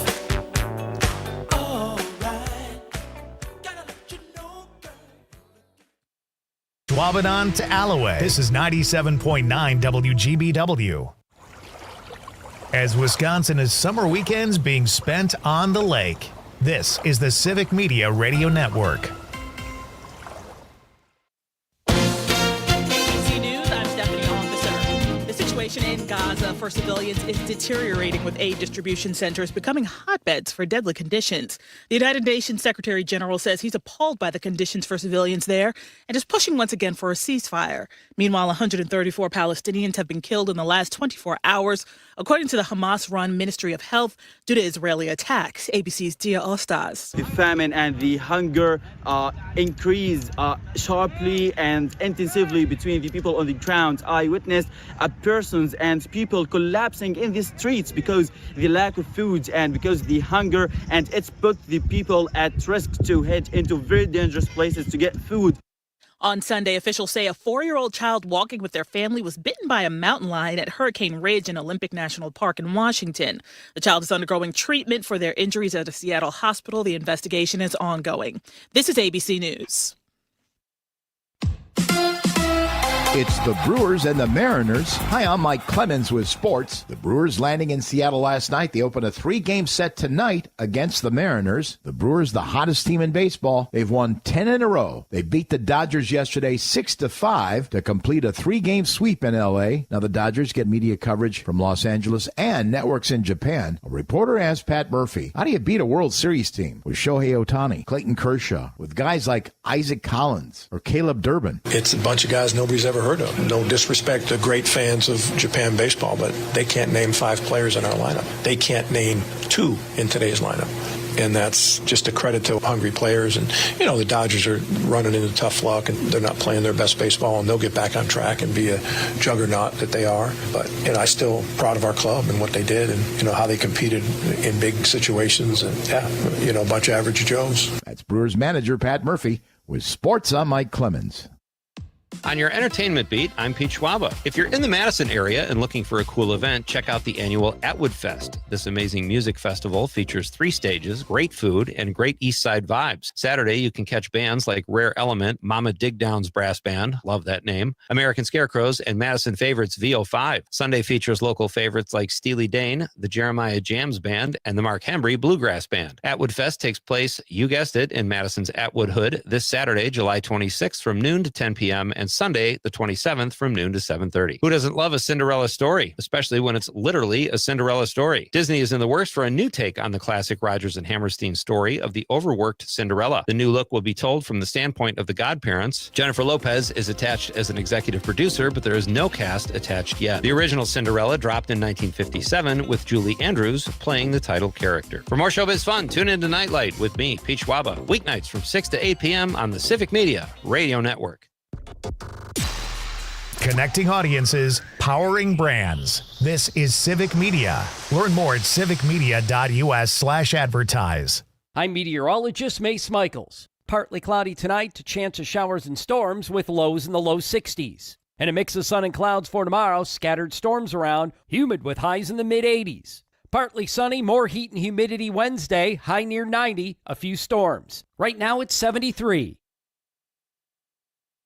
Mornings with Pat Kreitlow. I've been trying to learn sheepshead for 40 years. My father-in-law is still a card counter, knows what everybody has. It is so easy to go, oh gosh, I still don't know who the partner is. And is that a trump card or is it not? And so I'm still asking myself all these questions while they're busy taking all of my nickels. The one thing that got me where they allow me to play is getting the app. For all the technology that's out there, that is one of the positive notes. Mornings with Pat Kreitlow. Weekdays 6 to 9 on your local Civic Media radio station and on the app. The Maggie Dawn Show. We've got Chris from Nina. What's your thought this afternoon, Chris? Oftentimes you have only one set of viewers that will watch Fox News or watch CNN. What I really actually love and respect from all your viewers is the fact that you tend to have viewers that think on both sides of the aisle. To be open-minded, you need to be willing to listen and learn and possibly change your mind. You don't have to change your mind, but just being willing to listen. The award-winning Maggie Dawn Show. Weekday afternoons from 4 until 6. Todd Alba. Hey, everybody. Join us next time. An important topic. Would she almost be better off? Hey, this is Adam Brody, and you're listening to Nightlight with Pete Schwaba on the Civic Media Radio Network. Gonna be some sweet sounds coming down on the night shift. Welcome back. It's so funny. I was just talking about Adam Brody with my producer friend Bob on the way down to Madison today. So well picked, Conrad. What put you in an Adam Brody mood? I felt like we haven't heard that one in a while, you know? Yeah, no, that was a good one. Got a shout out because he just got nominated for his show. Yeah, for an Emmy, right? Yeah. Hey, this is Nightlight with Pete Schwaba. So great to have you with me here. We've got a half hour to go, and our pal Rocker is in studio. We're talking about Atwood Fest, this great musical festival that happens here in the Atwood neighborhood of Madison every year. It's been around since the 80s, you said, Rocker? Yeah, since the early 80s. Geez. 82, I believe. Okay. And it was called Atwood Summerfest first, and now it's called Atwood Fest. I love it. And it's such a great neighborhood, too. I love the Barrymore Theater, and there's just so much cool stuff going on there. So let's do a little preview here of what people can hear if they decide to venture out over to the east side. Yeah, let me start with saying that, Atwood Fest, we've went full high tech now, and we have AI. We actually have an AI guide on our website. So tonight you're going to hear a lot of bands, a lot of dates, a lot of stages and times. You're not going to really remember them, but just remember this, to go to atwoodfest.com.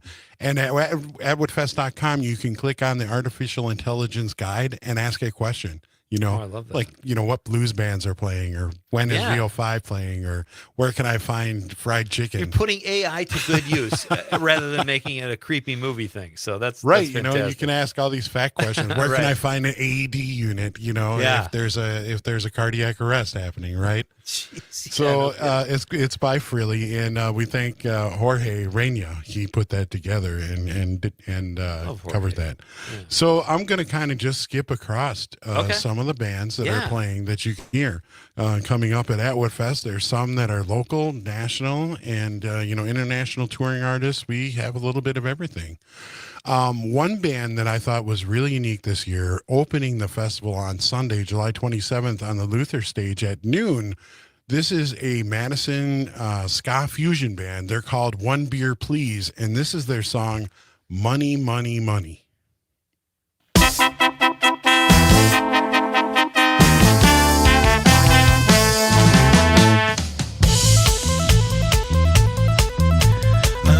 I work all day to pay the bills I have to pay. Ain't it sad? But still there never seems to be a single penny left for me. That's too bad. In my dreams I have a plan. If I got me a wealthy man, I wouldn't have to work at all. I'd fool around and have a ball.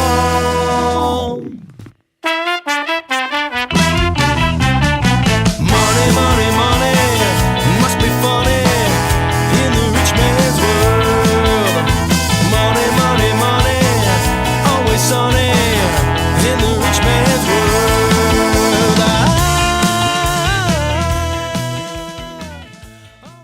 That's One Beer Please, and the song Money, Money, Money. What did you call that fusion? Ska fusion. Ska fusion. I love that. Yeah, they're really fun. I thought this is going to be a great band to kind of open up the festival day. Yeah. Just with a lot of energy. One Beer Please. Later on that day, that's Sunday on the Luther Allison stage, there's also Wonderfunk, Jeremiah Jams Band from Appleton, and Dem Test Fay Band from here in Madison. We'll talk about some of that stuff later. There is another great band that is coming, Parker Barrow. They are on the Clyde Stubblefield stage at 4 p.m. on Sunday, July 27th. Now, Parker Barrow, you might remember Clyde Barrow, Bonnie Parker, right? No ways. Well, this is Megan Kane and Dylan Turner. They're the couple, right? He's the drummer. She's the lead singer, and they're originally from Birmingham, Alabama. And they're stationed in Nashville. So we brought them out last year, and they put on an amazing show. It's kind of a little country-ish and a lot of Led Zeppelin-ish and really good. That's interesting. All right, let's hear it. This band, you have to go see some of the YouTube videos. You'll be like, wow, these guys are incredible. This is Parker Barrow and their latest song. It's called Make It.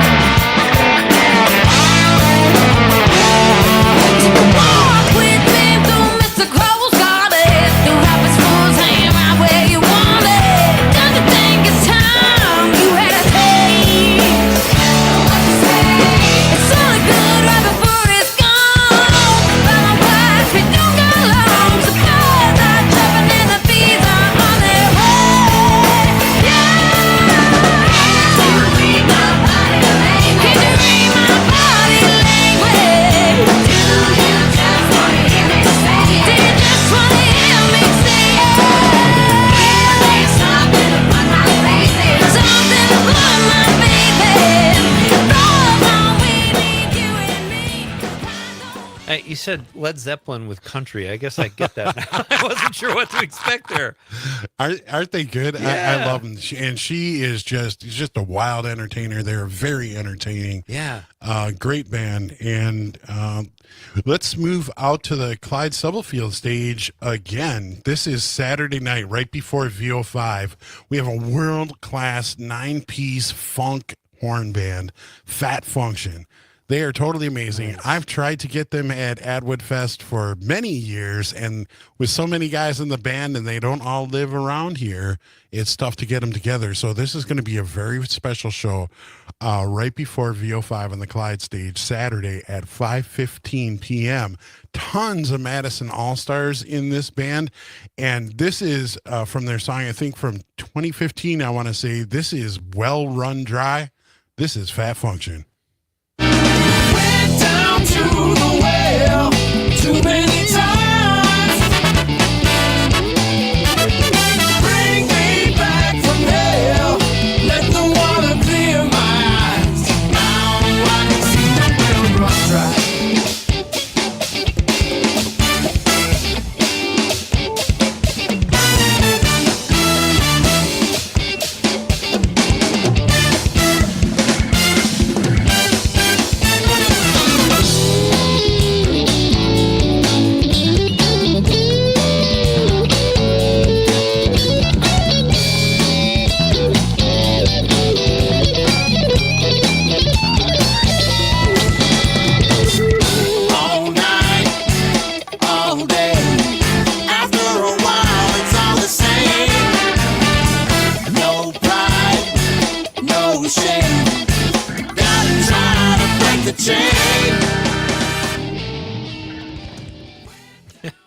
I love the name Fat Function. That's a great name. Fat Function.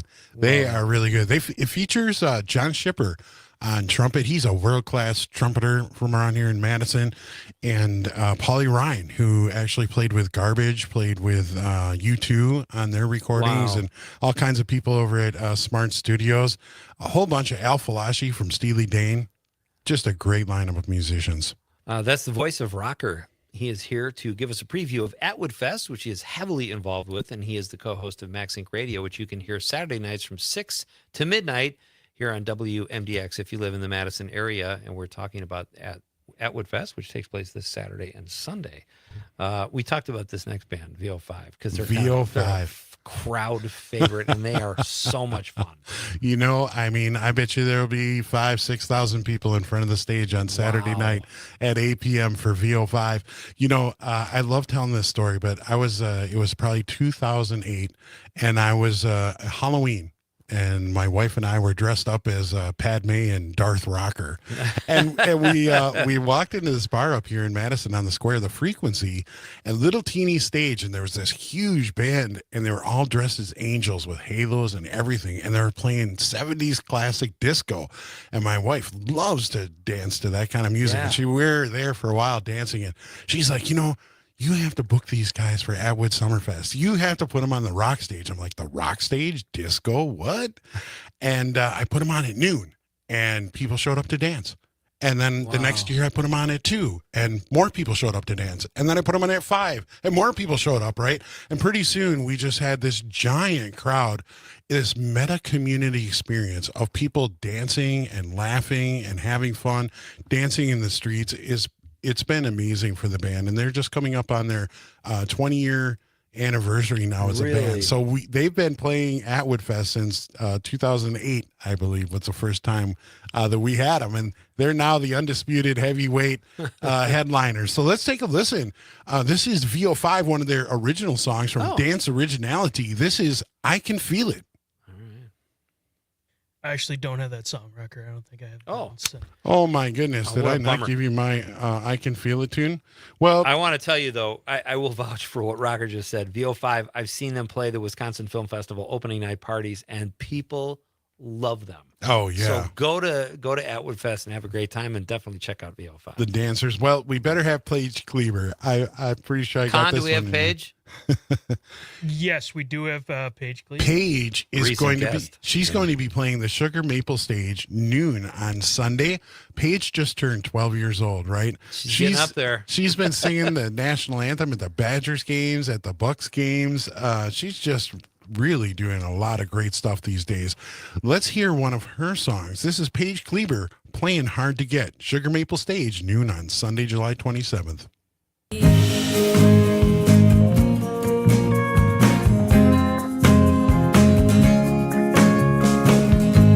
I need you right here, right now.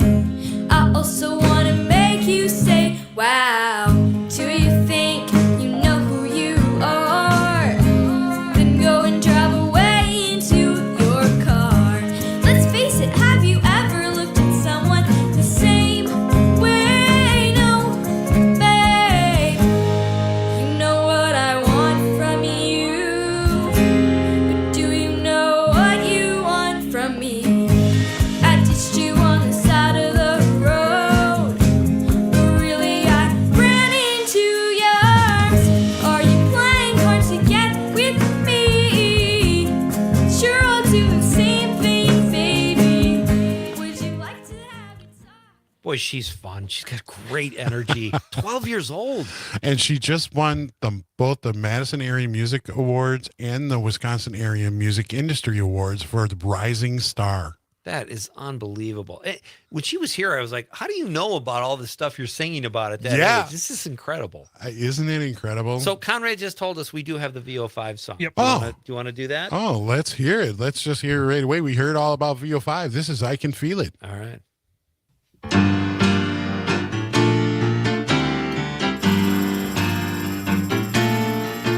This is real, and I can feel it. This is real, and I can feel it. I am alive, and I have arrived, and I can feel it. This is real, and I can feel it. This is real, and I can feel it. I am alive, and I have arrived, and I can feel it. When I'm lost in illusion, I don't know what is real. All right. That was VO5, an original, which is very cool. Yes. Rocker is here. He is one of the hosts of Max Inc. Radio with our pal Terry Barr. You can hear them from 6 to midnight every Saturday night here on WMDX. We're talking about the Madison's Atwood Music Festival, and we'll get back into that after this very short break with our in-studio guest and my pal Rocker. This is Pete Schwaba. And Nightlight, you got the Civic Media Radio Network. I wish every day the sun would shine. Take me to another place in my life where everything is beautiful. As Wisconsin summer weekends being spent on the lake, this is the Civic Media Radio Network. Guys, Appleton is about to be full of music. It's Amanda with another new Wisco 411 for you, brought to you by Area 509 in Appleton. And it's here. You're excited. It's the Mile of Music, July 31st through August 3rd. A completely free music festival celebrating handcrafted artistry throughout downtown Appleton, showcasing local talents and so much more. There is a lot going on, and I cannot cover it in this 30 seconds. So head to WGBW.FM and click events to find out for yourself. I'm Dan Schaefer. Let's recombobulate. In February of 2024, Governor Tony Evers signed new maps for the Wisconsin state legislature into law, putting an end to one of the most extreme partisan gerrymanders anywhere in the country. While that was a momentous achievement for democracy in the state, that wasn't the end of the story. Since then, for more than a year, fair maps advocates and pro-democracy activists have been looking to take the next step and propose a new plan for independent redistricting in Wisconsin that would be here for the long haul. It's a compelling, well-constructed constructed plan that would take the job of drawing maps away from the politicians who run for office on those very maps. In this new feature story, I take a closer look inside this citizen-led grassroots effort as it goes from the idea phase to being presented to the public. Because we absolutely need a long-term solution for redistricting reform in Wisconsin so we don't end up seeing either political party gerrymander Wisconsin's maps ever again. Find all of Dan's work at the Recombobulation area. For 75 years, the Muscular Dystrophy Association's voices have thundered through the halls of Congress. For 75 years, we've willed the impossible into existence. For 75 years, the MDA community has pushed the science, Shifted the narrative, and established the field of neuromuscular medicine. And until that day, when this is all a thing of the past, You couldn't stop us if you tried. Join us and celebrate 75 years of breakthroughs at MDA75.org.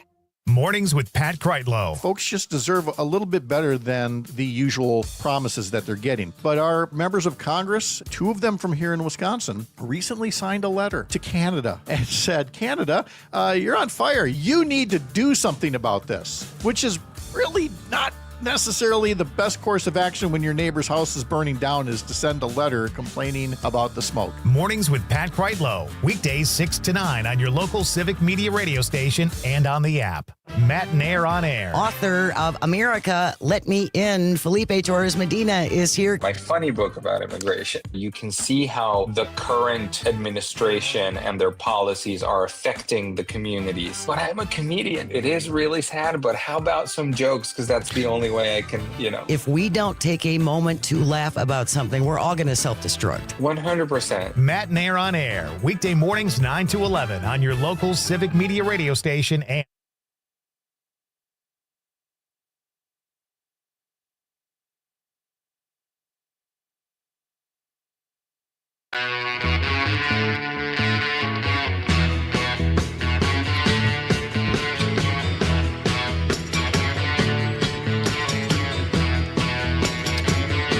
This is Nightlight with Pete Schwaba. Great to have you with me as we hit our closing moments here. Tomorrow night on the show, we've got another great round of guests. Jordan Leon and Amy Mazzariello, owners of the Lion's Mouth bookstore in Green Bay, will be here. And Green Bay comedian Kristen Leidy will be here to talk about a really cool event coming up. So that's tomorrow night on Nightlight with Pete Schwaba. Live from Madison again. Conrad, you're going to miss me by the end of the week. I know it.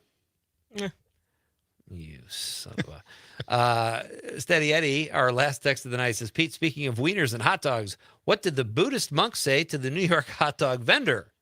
Make me one with everything. That's Buddhism humor, rocker. Thank you, Steady. You never know what you're going to get from Steady Eddie. So thank you, sir. Thank you for all your texts. Thank you to John Roach for coming into the studio tonight. Great fun talking with John. We've got a few minutes left with my current guest here, Rocker, and my pal who is the host of, I said earlier, Max Inc. Radio, 6 to midnight on Saturday. That is now 6 to 9 p.m. So check it out. Yeah. Tune in.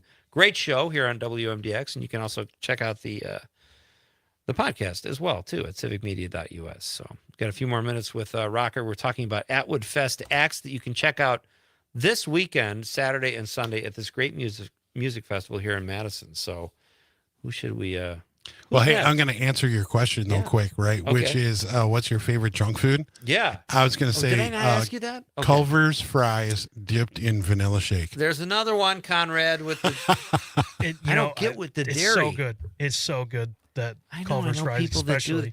You know what's worse though? My wife one time dipped a fry in my chocolate milkshake from Culver's and I'm like, no. No, we're not doing that. Or you know what? In mashed potatoes and gravy. A fry? A fry in mashed potatoes and gravy. You wouldn't believe it. That I could see. They're all potatoes, right? People eat fries and gravy. That one that makes sense to me. Oh, well, hey, let's get back to Atwood Fest then. And quick, go to a band that I think that people are really going to enjoy that they might not have heard of yet. Maybe up north. They're Jeremiah Jam's band. They're from Appleton. Love that name. It's him and his wife, and they jam. Two drummers, real jam band. Let's listen to a little bit of them. This is Dancing in Your Soul, Jeremiah Jam's band from Appleton. There's a twinkle in your eye. There's a twinkle, baby, still in your eye. We're gonna keep it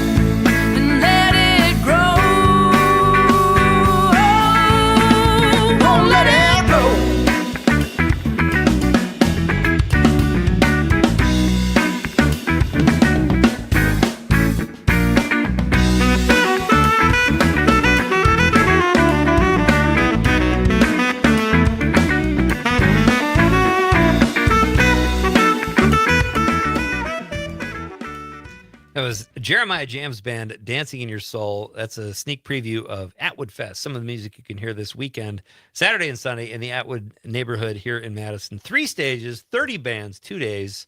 Kids Fest.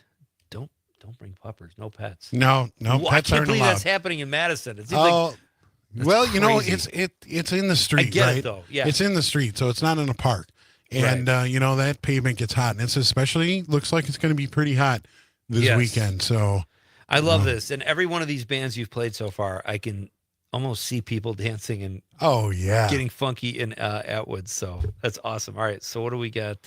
We could probably get one more in here at least, right? Oh, If you okay. wanted to. Hey, let's try Adem Tesfaye. He's going to be headlining the Luther Allison stage, 6 p.m. Sunday, July 27th.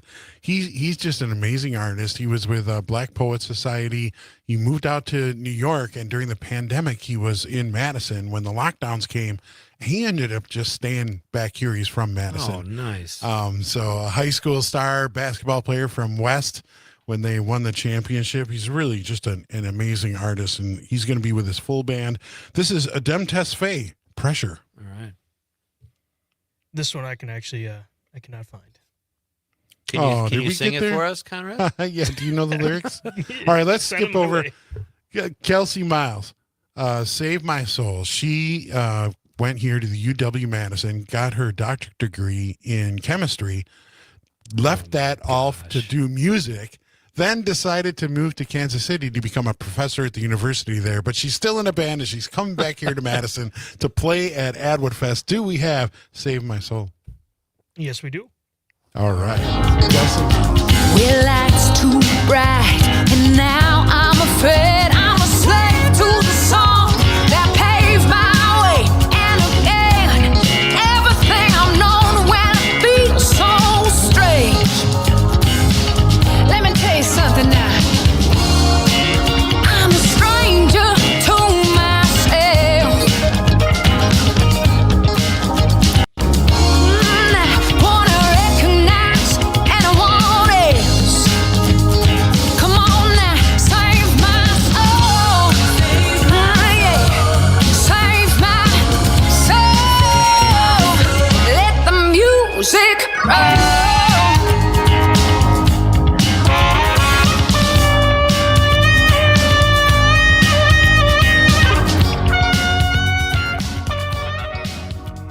That was Kelsey Miles, Professor Kelsey Miles. That's right. And a musician. Isn't that crazy?